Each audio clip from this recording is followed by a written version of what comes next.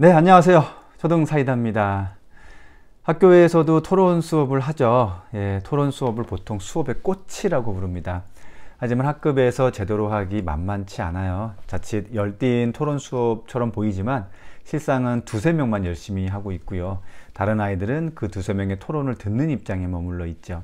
그래서 토론 수업을 전체적으로 효과를 보려면 이제 그룹 작업을 합니다. 뭐 대주제를 주고 이제 그룹별로 주제 토론을 하죠.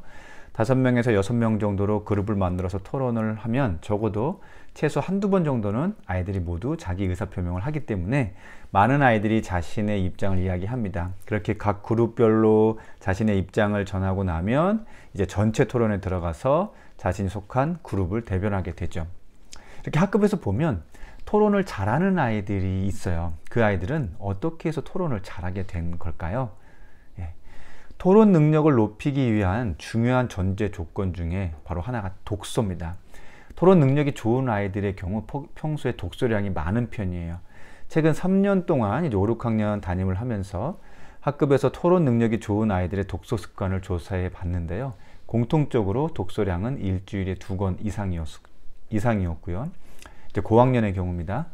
글자를 모르는 취학 이전부터 엄마나 아빠가 책 읽기를 계속 해 주었습니다. 그 아이들은요. 특히 잠자기 전 책 읽어주는 시간을 기다렸던 아이도 있었고요. 독서가 토론에 미치는 영향은 전방위적이에요. 일단 토론에 필요한 배경 지식을 갖추게 해주죠. 주장하는 바에 대한 타당한 근거를 제시하게 또 만들어줘요. 토론 능력은 말만 잘하는 능력이라기보다는 내면에 축적된 이 데이터를 말이라는 도구로 꺼내는 과정이라고 할 수 있어요. 이때 독서를 통해서 축적된 데이터가 없는 아이들은 토론의 어떤 주장도, 토론의 어떤 방어도 하기가 어렵습니다. 초등학생들이 토론을 할 때 어려워하는 부분이 있어요. 뭐냐면 토론하는 과정에서 누군가 자신의 의견에 반대 의견을 표현했을 때 화를 내는 아이가 있어요.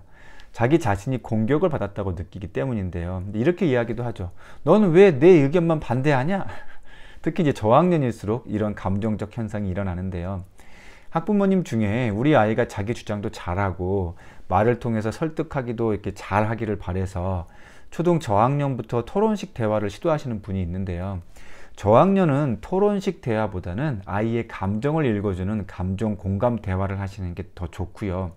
어느 정도 독서량이 축적이 되고 논리적 사고의 시작이 가능한 4학년 정도부터 토론식 대화를 천천히 시도하시는 것이 좋습니다. 자, 그럼 우리 아이가 토론을 잘하게 하려면 어떤 것부터 가르치면 좋을까요? 우선 두 가지부터 시작을 합니다. 첫 번째는 토론하기 전에 자신이 주장하는 바를 간략하게 적어보게 하는 게 중요해요. 처음에는 이 적은 것만 보고 읽는 과정도 정말 괜찮습니다. 토론할 내용을 글로 적으면서 생각이 정리되는 거예요. 그래서 토론보다 앞서야 하는 것이 자신의 생각 정리거든요. 두 번째는 상대방이 어떤 질문을 할지 예상해 보게 하는 거예요. 예상 질문 리스트를 만들고 그거 하나하나 그때마다 어떻게 대답할지를 구상하게 하는 거죠. 즉 토론은요, 즉흥적인 대화가 아닙니다. 사전 준비 여부에 따라 토론의 수준이 달라져요. 자녀와 식탁에 앉아서 어떤 뉴스나 이슈를 가지고 토론하는 게 생각보다 어렵습니다. 몇 마디 하다 보면 더 이상 할 말이 없어져요. 그것보다는 제대로 시간을 갖고 반대 입장의 주장 및 질문들을 어떻게 응답할 것인지 고민해 보게 하는 게 더 좋습니다.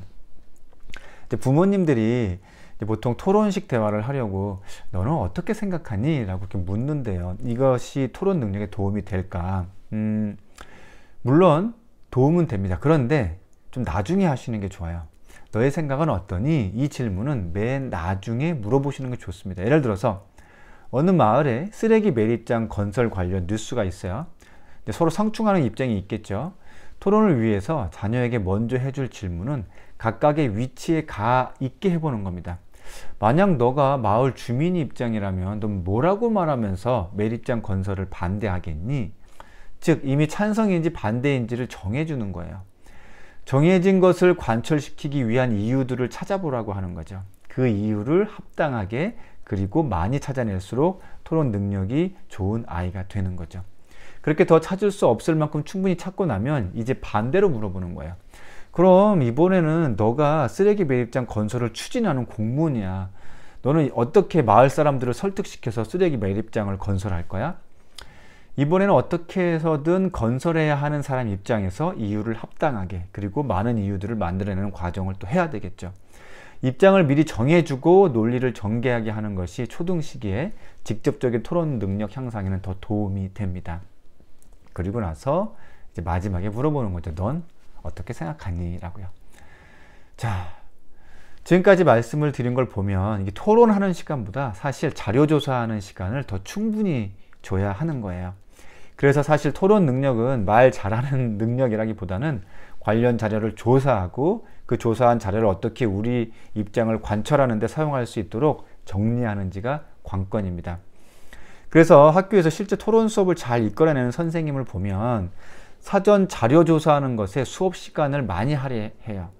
자녀와 제대로 된 토론을 하려면 마찬가지입니다. 미리 입장을 정해 주시고요. 뭐 엄마는 찬성적, 아이는 반대적, 아빠는 뭐 사회자, 그리고 각 자료를 찾아본 뒤에 뭐 3일 정도 후에 이렇게 토론을 갖게 해보는 것이 더 좋습니다. 이렇게 자료 조사도 하고 하려면 사실 미취학 아동에게는 좀 힘들겠죠. 미취학 자녀에게 토론 능력에 도움이 될 만한 방법은 없을까? 예. 미취학 아동에게 토론 능력에 좋은 질문은 따로 있습니다. 자료 조사가 필요 없는 아이들이 경험한 것을 가지고 물어보는 거죠. 예를 들어서 짜장면이 좋아? 피자가 좋아? 라고 물어봅니다. 그럼 뭐 둘 다 좋아 그러겠죠. 자, 짜장면이 좋다고 하면 짜장면이 피자보다 더 좋은 이유를 세 가지 말해보라고 하고요. 피자가 또 좋다고 하면 또 피자가 더 좋은 이유를 또 세 가지 말해보라고 합니다. 이렇게 세 가지에서 5가지 정도 말할 수 있는 실력이면 나름 좋은 사고력을 발휘하고 있다고 보셔도 돼요. 이때 주의하실 것이 있는데요. 미취학 시기는 논리적인 전개를 못하는 게 당연해요.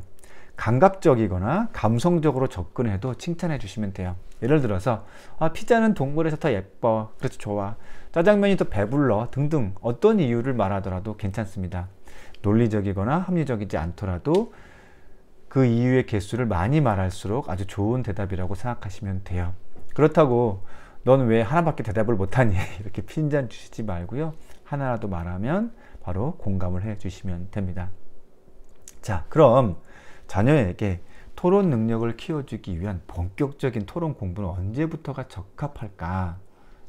저는 가급적 미취학 아동이나 저학년에는 토론 교육을 권하지 않아요. 그 시기는 보편적이라고 알려진 가치, 원칙, 규칙, 습관 등을 익히게 해주는 게 좋습니다. 그리고 토론 능력의 토대가 되는 독서 습관에 더 집중해 주시는 것이 좋아요.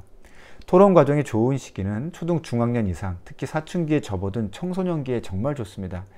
자신이 보편적이라고 생각했던 가치와 기준들이 상황에 따라 다르게 적용되기도 하고 뭔가 불합리하다고 여겨지는 것들에 대해서 토론식으로 접근하게 되면 자신의 가치 정립을 탄탄하게 할 수 있게 됩니다. 사춘기 자녀와 싸우시기보다는 정식으로 토론 배틀을 해보시는 것도 제안 드리고요. 부모님이 지는 걸 각오하셔야 할 겁니다. 사춘기 자녀와 토론할 때 유의점이 있어요. 뭐냐면 대부분 사춘기 자녀와 토론하다가 결국 싸우게 될 겁니다. 싸우게 되는 이유는 보호자 입장에서 내 권위에 도전한다고 느껴지고 자녀 입장에서는 우리 엄마 아빠가 너무 권위적이라고 느끼기 때문인데요. 이런 걸 방지하기 위한 몇 가지 기준이 있어요. 첫 번째, 토론 시에는 개인적인 흠결을 짚어내는 건 안 됩니다. 미리 알려주고요. 두 번째, 보호자라고 해도 토론을 한다면 토론 용어를 사용하시는 게 좋습니다. 즉 반말이 아닌 서로 경어를 사용하는 거죠. 세 번째, 자녀가 합당한 이유를 대면 받아주실 필요가 있습니다. 안전에만 염려가 없다면 말이죠. 토론 참 어렵죠. 어려워요. 올바른 토론을 한다는 건 그 가족 공동체의 수준을 말해주는 것과 같습니다. 토론 능력을 갖추었다는 건 많은 것을 의미해요. 문해력이 있다는 거고요. 이미 상당한 독서를 했다는 거고요. 더 나아가 자료를 취합하고 조사 및 정리가 가능하다는 거예요. 논리적이고 합리적인 근거를 도출할 수 있다는 거죠. 그리고 무엇보다 타인에 대한 존중이 있어야 가능합니다.